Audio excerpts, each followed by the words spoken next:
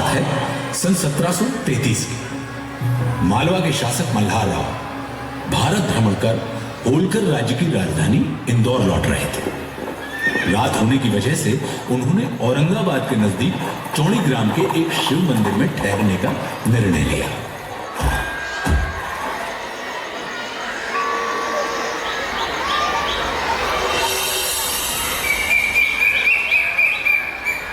ब्रह्म मुहूर्त में पूजन अर्चन के लिए मंदिर के बाहर ग्रामवासी एकत्रित होने लगे, परंतु अरे कौन है आप और हमें अंदर क्यों नहीं जाने देते? क्षमा करें, हम सेनापति जी के आदेश से बाध्य हैं। जब तक मल्हार राव साहेब आरती करके बाहर नहीं आ जाते, उनकी सुरक्षा की दृष्टि से अन्य किसी का भी मंदिर प्रांगण में प्रवेश निषेध है। काका, सब मंदिर के बाहर क्यों खड़े हैं? अरे अहिल्या बेटिया, अंदर मालवा के सूबेदार मल्हार राव जी महाराज पूजा कर रहे हैं, इसलिए मंदिर में किसी को भी प्रवेश नहीं दिया जा रहा है। ऐसे कैसे प्रवेश नहीं दिया जा रहा? हटो, मैं देखती हूँ। ए, कहाँ जा रही हो? जानती नहीं यहाँ प्रवेश वर्जित है। प्रवेश वर्जित है? शिव जी के मंदिर में कौन प्रवेश करेगा कौन नहीं, इसका निर्णय लेने वाले आप कौन होते हैं?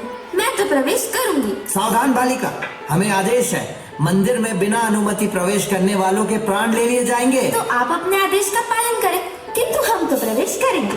अरे अरे अरे रुको। अहिल्या के निर्भीक कदम मंदिर में प्रवेश कर गए।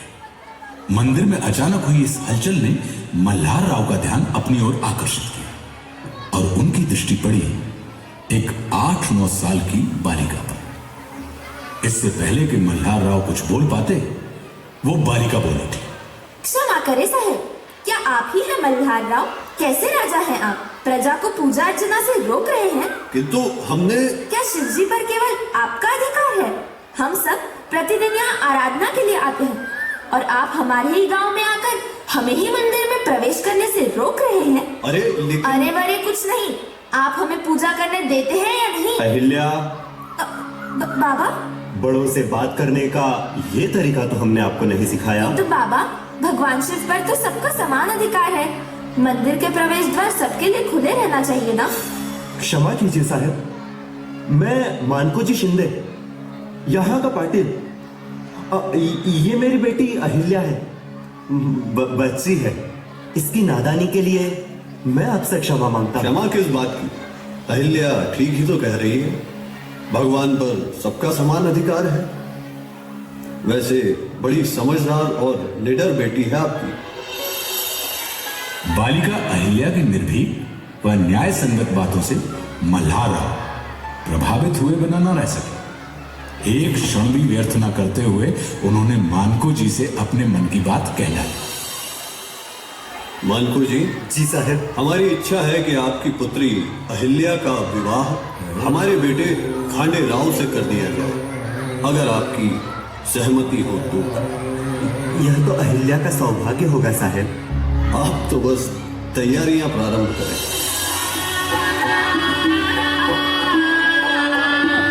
खांडे राव और अहिल्या का विवाह पूरे मालवा में त्योहार सा मनाया। महीनों उत्सव चलता। एक बार कुंभेरी के युद्ध के लिए मल्हार राव अपने पुत्र और पुत्र वधू के साथ सूरजमल जाट के दुर्ग पर आक्रमण की तैयारियां कर रहे थे। ये अहिल्या का ही जादू था कि खांडे राव आगे होकर पूरी सेना का नेतृत्व कर रहे थे। ये देख मल्हार राव का सीना गर्व से चौड़ा हो गया, परंतु वो ये नहीं जानते थे कि काल उनके विरुद्ध क्या षड्यंत्र रच रहा था। साहब, खांडे राव साहब को गोली लग गई। अहिल्या, अब मेरा खांडे कभी नहीं बोलेगा। जब खांडे राव का पार्थिव शरीर अग्नि के सुपुर्द करने के लिए चिता पर लेटाया गया, तब अहिल्या को रोक पाना असंभव हो गया था। छोड़िए हमारे रास्ते से, हमें जाने दीजिए। हमें अपने पति के साथ सती होने से कोई नहीं रोक सकता। सुना आप लोगों ने, हमें कोई नहीं रोक सकता। साहिब, मुझे भी ले चाहिए, मुझे भी ले चाहिए। ला रही हूँ। बिटिया, अहिल्या ये कैसा हट है? जो चला गया वो तो कभी वापस नहीं आएगा, परंतु जो अब भी जीवित है उनका क्या? अपने पुत्र और पुत्री को यूं माता और पिता दोनों की छाया से विहीन कर क्या तुम अपना मातृधर्म भुला दोगे? तुम्हें हम सबके लिए जीवित रहना है और खांडे के अभाव को तुम्हारे सिवा और कोई नहीं भर सकता। पहले पति, फिर पिता तुल्य ससुर और अब पुत्र, एक के बाद एक हुए काल के इस प्रहार ने अहिल्या को तोड़कर रख दिया था। पर प्रजा के प्रति उनके प्रेम ने अहिल्या को विवश कर दिया था कि वे खुद को और राज्य के कार्यभार को संभालें। परंतु परहित की सोच रखने वाली अहिल्या के खिलाफ उन्हीं के महल में रचा जा रहा था एक षड्यंत्र। मालवा की बागडोर अहिल्याबाई कुशलता से संभाल रही थी, परंतु एक विधवा नारी को अपना सर्वे सर्वा स्वीकार करना दरबार के कुछ मंत्रियों को नागवार गुजर रहा था। मल्हार राव के वफादार रहे गंगाधर चंद्रचूड़ ने राघोबा पेशवा को संदेश भिजवाया। इससे उत्तम समाचार और क्या हो सकता है? अब मालवा भी पूर्णतया हमारे अधीन होगा। हमने पुष्टि कर ली। राघोबा 50,000 सैनिक लिए कुछ ही दिनों में शिप्रा तट पर पहुंच चुके होंगे। 50,000 की सेना? क्या समझा है हमें? अबला, तुको जी, आप यह पत्र अति शीघ्र हमारे मित्र राज्यों और ग्वालियर महर्षि शिंदे के पास पहुंचाएं। और इधर इंदौर में रानी अहिल्याबाई द्वारा लिखी जा रही थी वीरता और अदम्य साहस की एक नई इबारत। नारी शक्ति है। यदि वह गौरी का रूप धर वात्सल्य की वर्षा कर सकती है, तो वही काली का रूप धर लहू की नदियां भी बहा सकती है। आज मालवा की रक्षा के लिए हमें करछी छोड़ कृपाण उठाना होगा। ये मातृभूमि की पुकार है। जय मल्हार!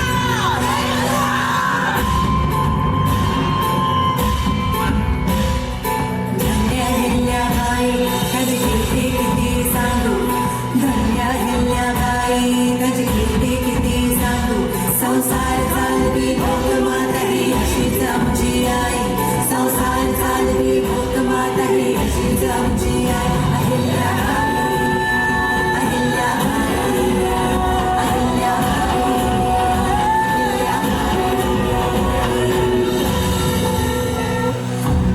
भीमाराव, क्या हुआ?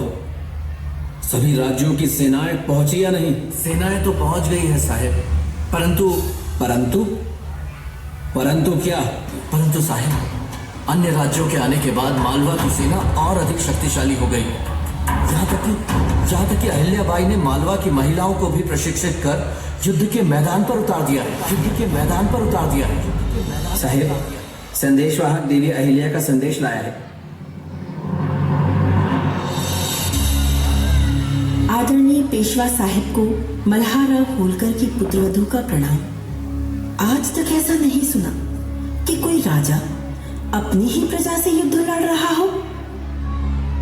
क्षमा कीजिए, परंतु अपने राज्य की प्रजा की सुरक्षा के लिए हम बाध्य हैं। मालवा की महिलाएं भी पुरुषों के साथ कंधे से कंधा मिलाकर युद्ध के लिए तत्पर हैं। ऐसे में यदि आप पराजित हो जाते हैं तो पूरा विश्व कहेगा महान शासक राघोबा महिलाओं की सेना से पराजित हो गए। किंतु यदि किसी चमत्कार के फलस्वरूप आप विजयी हो भी जाते हैं, तब भी तो संसार यही कहेगा कि महिलाओं को हराने के लिए महान राघोबा 50,000 सैनिकों की सेना लेकर गए थे। परंतु अब भी यदि आप युद्ध चाहते हैं तो मालवा की धरती को छूने वाली रक्त की पहली बूंद मेरी होगी। स्थिति अपने हाथ से निकलती देख राघोबा ने एक नई युक्ति लगाने की कोशिश की और देवी अहिल्या के नाम एक पत्र लिख ये कहा कि उनकी मंशा युद्ध की नहीं थी, अपितु वो तो यहां मालवा के पूर्व शासक और देवी अहिल्या के पुत्र माले राव की मृत्यु का समाचार सुन शोक प्रकट करने आए थे। देवी अहिल्या ने सत्य का भान होते हुए भी राघोबा के लिखे पत्र के उत्तर में उन्हें उनके अंगरक्षकों समेत मालवा में प्रवेश का प्रस्ताव दिया। मालवा की पुण्य भूमि पर आपका स्वागत है पेशवा साहब।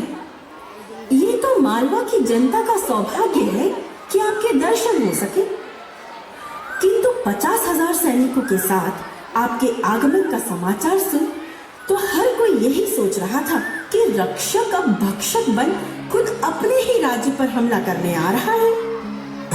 वैसे इस बार हमसे ही त्रुटि हो गई ये समझने में कि मालवा तो हमारा अपना घर है। हम खुद को अधिक भाग्यशाली मानते हैं कि हम आपसे भेंट कर पाए। मालवा के शासन और कार्यभार को तो आप बड़ी निपुणता से संभाल रही हैं और इसी के साथ हम आपको आज ही मालवा की लोक माता घोषित करते हैं। लोक माता देवी अहिल्याबाई की, लोक माता देवी अहिल्याबाई की, लोक माता देवी अहिल्याबाई की। धन्य अहिल्याबाई त्याची कीर्ती किती सांगू, धन्य अहिल्याबाई त्याची कीर्ती किती सांगू। संसार चालवी लोक माता ही अशीच आमची आई, संसार चालवी लोक माता ही अशीच आमची आई।